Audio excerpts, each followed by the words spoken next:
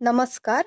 अणूची संरचना ह्या धड्यामध्ये आपण अणूची सर्वमान्य झालेली तत्वे पाहिली, त्याची एकदा उजळणी करूया. अणू हा 2 भागांनी बनलेला आहे. सर्वात मध्ये जो भाग आहे त्याला आपण केंद्रक म्हणतो आणि त्याच्या बाहेरील भागाला म्हणतो केंद्रकाबाहेरील भाग. अणूमध्ये एकूण 3 अणुकण असतात. त्यापैकी 2 अणुकण केंद्रकामध्ये असतात आणि 1 अणुकण केंद्र बाहेरील भागात असतात. केंद्रकामध्ये 2 अणुकण आहेत. ते 2 प्रकारचे अणुकण ह्यांना एकत्रपणे न्यूक्लियॉन म्हटलं जातं. त्यापैकी एक आहे प्रोटॉन आणि दुसरा आहे न्यूट्रॉन. आणि केंद्रकाबाहेरील भागामध्ये जो अणुकण आहे त्याला आपण इलेक्ट्रॉन म्हणतो. अशा प्रकारे 3 अणुकण आहेत: प्रोटॉन, न्यूट्रॉन, इलेक्ट्रॉन. प्रोटॉन हे इंग्लिशमध्ये स्मॉल पी ने दर्शवितात, न्यूट्रॉन हे स्मॉल एन आणि इलेक्ट्रॉन हे ई आणि वर मायनस ने दर्शविले जातात. प्रोटॉन धन प्रभारित असून एका प्रोटॉनवर +1 एवढा प्रभार आहे. आता 1 म्हणजे नेमकी किती? तर 1.6 × 10⁻⁻19 कुलोम. तसंच न्यूट्रॉन हा उदासीन आहे आणि इलेक्ट्रॉन हा ऋण प्रभारित आहे. म्हणजेच एका इलेक्ट्रॉनवर -1 इतका प्रभार असणार आहे. आणि 1 म्हणजे किती? तर परत एकदा 1.6 × 10⁻⁻19 कुलोम. फक्त प्रोटॉनमध्ये +1 आहे आणि इलेक्ट्रॉनमध्ये -1. वस्तुमान. प्रोटॉनचं वस्तुमान हे 1U म्हणजे 1 डाल्टन इतकं आहे आणि 1 डाल्टन म्हणजे नक्की किती? तर 1.66 × 10⁻⁻27 ग्राम इतके झाले. न्यूट्रॉनचं पण वस्तुमान तेवढंच आहे, 1U. आणि इलेक्ट्रॉनचं वस्तुमान हे नगण्य समजलं जातं, कारण इलेक्ट्रॉनचे वस्तुमान हायड्रोजन अणूच्या वस्तुमानापेक्षा 1800 पटीने कमी आहे. अणूमध्ये किती प्रोटॉन आहेत त्यालाच आपण म्हणतो मूलद्रव्याचा अणुअंक, आणि मूलद्रव्याचा अणुअंक हे Z या संज्ञेने दर्शवतात. अणूमध्ये म्हणजे केंद्रकामध्ये किती न्यूट्रॉन आहेत हे N या संज्ञेने दर्शवितात. अजून एक महत्वाचं, इलेक्ट्रॉन आणि प्रोटॉनची संख्या ही सारखीच असते. इलेक्ट्रॉन हे केंद्रकाबाहेरील वेगवेगळ्या कवचांमध्ये परिभ्रमण करत असतात. आता एक आकृती मार्फत आपण उजळणी करूया. ही अणूची आकृती आहे. इथे जो सर्वात मध्यभागी लाल रंगाचा जो मी वर्तुळ काढलेला आहे तो आहे केंद्रक. आणि केंद्रकाला सोडून हा जो बाहेरचा भाग आहे तो आहे केंद्रकाबाहेरील भाग. केंद्रकामध्ये 2 अणुकण असतात, प्रोटॉन आणि न्यूट्रॉन. आणि हे जे केंद्रकाबाहेरील भाग आहे ह्याला आपण कवच म्हणतो. तिथे इलेक्ट्रॉन परिभ्रमण करत असतात. इलेक्ट्रॉन बघा माने अशा प्रकारे दर्शविले जातात. जितके प्रोटॉन असणार तितकेच काय असतात? इलेक्ट्रॉन असतात. प्रोटॉनचे वस्तुमान 1 डाल्टन आहे आणि न्यूट्रॉनचे सुद्धा वस्तुमान तेवढेच 1 डाल्टन आहे. परंतु इलेक्ट्रॉनचे वस्तुमान हे अगदी नगण्य मानले जाते.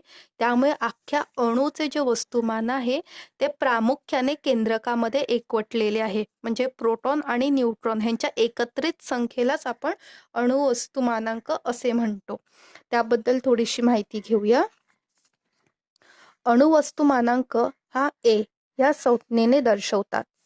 अणूमधील प्रोटॉन व न्यूट्रॉन यांच्या एकत्रित संख्येला त्या मूलद्रव्याचा अणुवस्तुमानांक असे म्हणतात. प्रोटॉन अधिक न्यूट्रॉन = A. A म्हणजे काय? तर जितके प्रोटॉन आहेत आणि न्यूट्रॉन ह्यांना एकत्र केलं की आपल्याला काय मिळणार आहे? अणुवस्तुमानांक मिळणार आहे. आता अणु अंकाबद्दल माहिती घेऊया. हे आपण मागेच पाहिलेलं आहे. ते Z या संज्ञेने दर्शवतात. अणूच्या केंद्रकामध्ये प्रोटॉनच्या संख्येला अणुअंक असे म्हणतात. जितके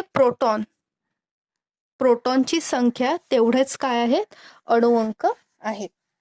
आता आपण बघूया एक उदाहरणामार्फत की अणु संज्ञा,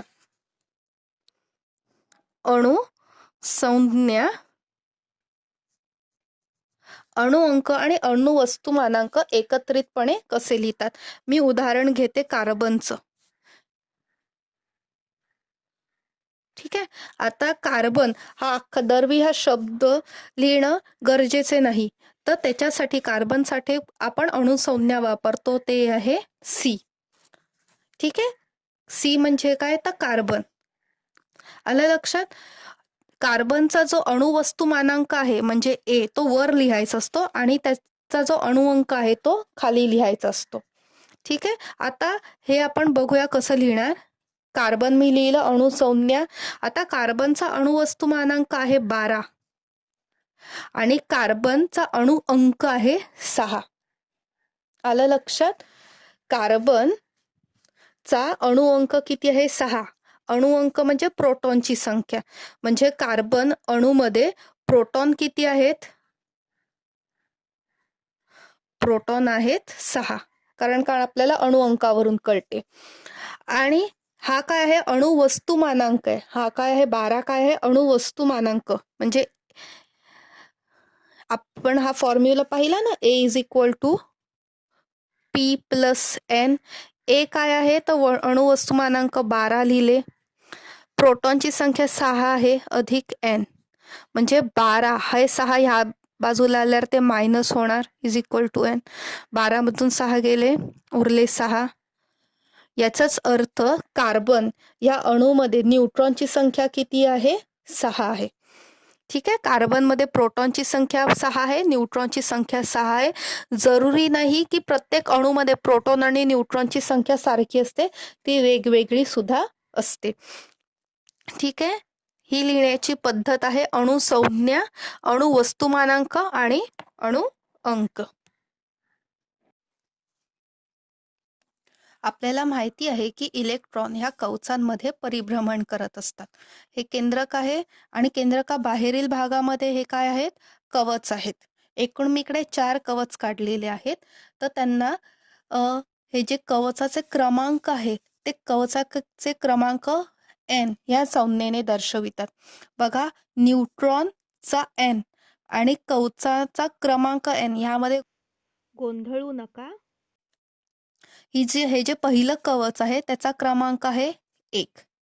हा जो दुसरा कवच आहे त्याला क्रमांक आहे 2. तिसऱ्या कवचाला क्रमांक आहे 3 आणि चौथ्या कवचाला क्रमांक आहे 4. असे 5-6 कवच सुद्धा असतात. मी इकडे 4 काढलेले आहेत. तसेच त्यांना अक्षरांनी, इंग्लिशमध्ये अक्षर आहेत त्यांनी सुद्धा संबोधलं जातं. जो केंद्रकाच्या अगदी जवळील कवच आहे ज्याचा क्रमांक 1 आहे त्याला के या अक्षराने संबोधलं जातं. त्यानंतर आहे एल, ह्या कवचाला आपण एम म्हणतो आणि इकडे एन कवच आहे. जेव्हा इलेक्ट्रॉन ह्या कवचांमध्ये परिभ्रमण करत असतात तर प्रत्येक कवचाला विशिष्ट अशी ऊर्जा असते आणि तितकीच ऊर्जा त्या कवचामध्ये असलेल्या इलेक्ट्रॉनला असते. म्हणजेच आता हा इलेक्ट्रॉन एल कवचामध्ये आहे, बरोबर. तर एल कवचासाठी एक विशिष्ट ऊर्जा आहे आणि तेवढीच ऊर्जा या इलेक्ट्रॉनमध्ये असणार आहे. आता नक्की इलेक्ट्रॉनचे वितरण कसे होते कवचांमध्ये ते आपण पाहूया. त्यासाठी एक सूत्र आहे आणि ते सूत्र आहे 2n². ठीक आहे. हा जो n आहे तो म्हणजे कवचाचा क्रमांक आहे. जसं के या कवचाचा क्रमांक काय आहे 1, एल या कवचाचा क्रमांक आहे 2, एम या कवचाचा क्रमांक आहे 3, एन या कवचाचा क्रमांक आहे 4. 2n² हे काय आहे, सूत्र आहे ज्याच्याने आपल्याला काय कळणार आहे की कवचामध्ये किती इलेक्ट्रॉन असू शकतात. ठीक आहे. आपण इकडेच एक कॅल्क्युलेशन करून मी तुम्हाला दाखवते. आता के कवचासाठी के कवचासाठी एन किती असणार आहे, 1, बरोबर. आपलं सूत्र आहे 2n². आता 2, आता एनच्या जागी लिहा 1, कारण का आपला एन इकडे 1 आहे ना, म्हणून 1. 2 × 1 चा वर्ग किती, 1. 2 × 1 2. म्हणजेच के कवचामध्ये किती इलेक्ट्रॉन असू शकतात, जास्तीत जास्त 2 इलेक्ट्रॉन असू शकतात. पुढे आपण बघूया एल कवचामध्ये, एल कवचाचा क्रमांक आहे 2, बरोबर. एन इज इक्वल टू आहे 2. सूत्र आहे 2n². हा 2 जशाचा तशा लिहा.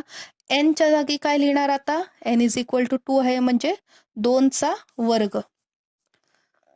2 गुणिले 2चा वर्ग किती? 4. 2 गुणिले 4 होतात 8.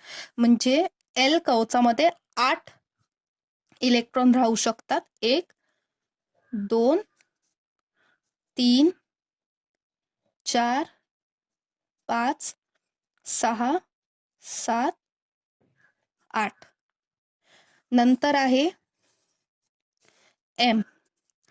M कवच. M कवचाचा क्रमांक आहे 3. सूत्र आहे आपलं 2n². बरोबर. ह्या 2 मध्ये आणि हा जो n आहे n² ह्याच्यामध्ये गुणिले चिन्ह आहे. म्हणजे 2 गुणिले n आहे सध्या आपला 3. 3चा स्क्वेअर म्हणजे 3चा वर्ग. 2 गुणिले 3चा वर्ग आहे 9 म्हणजे 18. या M कवचामध्ये 18 इलेक्ट्रॉन्स राहू शकतात. तसंच तुम्ही n साठी सुद्धा काढा की किती इलेक्ट्रॉन्स n कवचामध्ये राहू शकतात.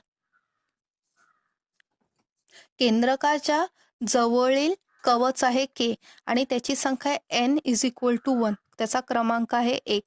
म्हणजे मी मगाशी म्हटलं की प्रत्येक कवचाला एक विशिष्ट ऊर्जा असते, तशी K कवचाला पण ऊर्जा आहे. L ला ऊर्जा स्वतःची आहे, M ची ऊर्जा आहे आणि N ची सुद्धा ऊर्जा आहे. जसं N चं मूल्य वाढते तशी तशी त्या कवचाची ऊर्जा सुद्धा वाढत जाते. म्हणजेच केंद्रकाच्या जवळ जो K कवच आहे त्या कवचाला सर्वात कमी ऊर्जा आहे. त्याच्यापेक्षा जास्त ऊर्जा L कवचाला आहे, त्याच्यापेक्षा जास्त ऊर्जा M कवचाला आहे आणि त्याहून जास्त ऊर्जा N कवचाला आहे.